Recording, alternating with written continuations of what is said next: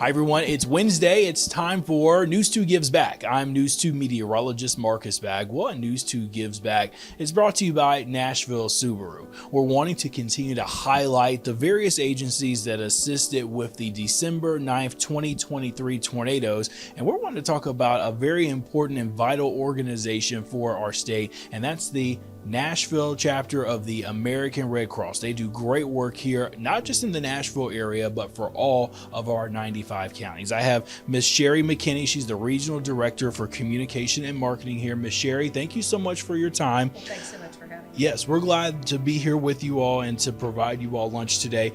Tell us about your purpose and mission of the American Red Cross. Well, the number one mission is to alleviate suffering for those in need. Period. No matter what it is, whether you need blood, whether you need assistance after a home fire, whether you need help contacting a military man or woman overseas in service, no matter what, we're here for those that need the assistance. Okay, and there's a lot more. There's a lot more to it. Most people maybe just think you give blood or you help donate money in times of need, but there's so many levels, which is important.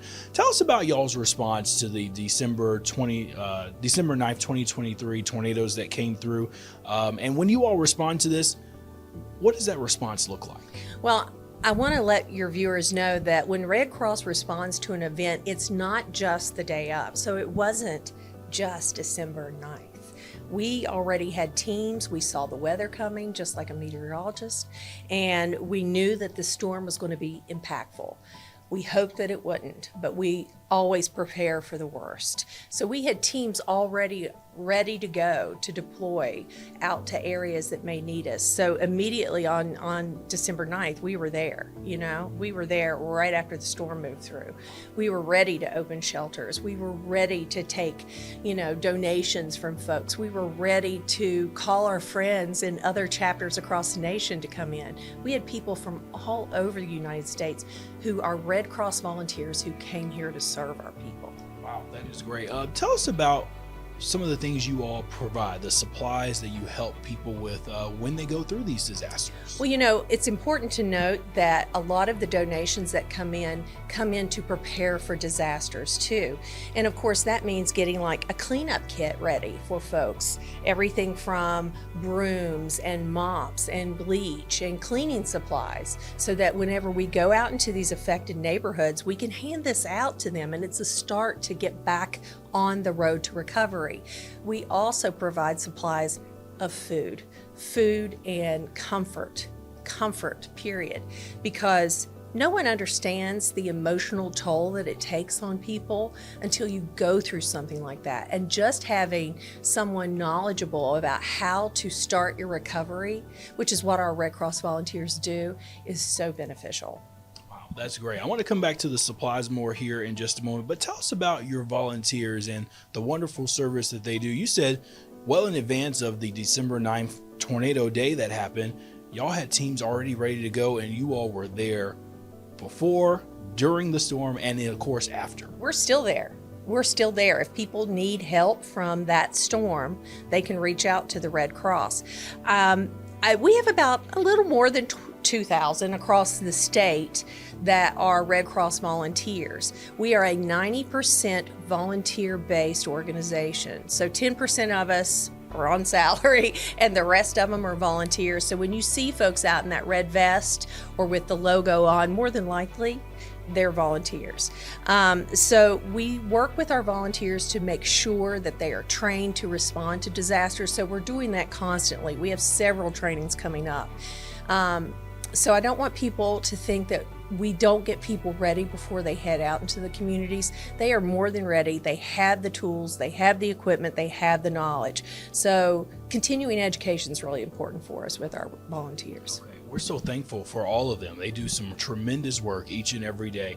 How can people help give back to you all? What are some ways that they can donate either supplies or monetarily? Well, we don't ask for supplies, and a lot of people are always like, what? But it's because supplies often, or donated clothes or donated items, often become what we refer to in the disaster business as the second wave of disaster, okay? You'll see For example, when Puerto Rico was hit with a hurricane a couple years ago, you saw literally warehouses full of stuff almost up to the ceiling that can't be used. If someone doesn't have a home, they don't have a closet. If someone doesn't have a home, they don't have a need for sheets. So what we like to do is say the easiest way folks can help is by donating. And it's really simple to do. You can go to redcross.org, you can call 1-800-RED-CROSS to donate, or you can text the word Red Cross to the number 90999 and make a $10 donation automatically.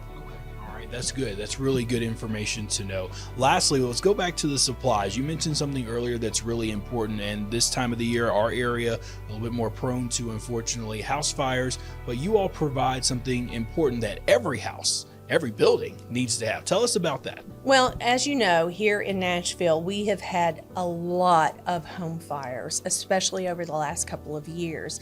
The pandemic, of course, had people staying at home more frequently, and so we saw the uptick from that too.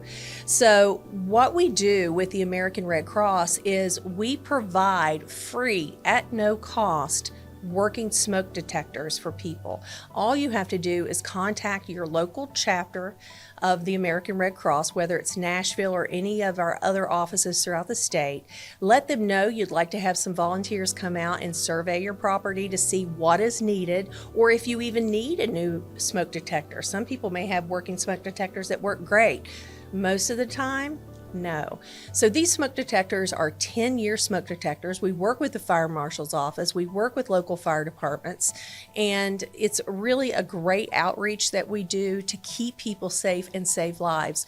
Nationwide, since this program began in 2014, more than 2,000, I believe, and 2,500 lives have been saved across the nation. Wow, that's great. Well, that's an opportunity that if you are in need of smoke detectors, you can always reach out to the Red Cross on that. Ms. Sherry, thank you so much. Thank you all. We're excited to bring you all lunch today, and thank you for your service, along with the volunteers as well.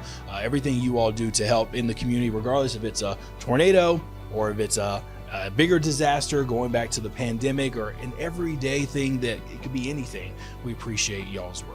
We're excited to bring them lunch today. It's all provided by Nashville Subaru. Thanks for taking time to watch this edition of News 2 Gives Back. I'm meteorologist Marcus Bagwell.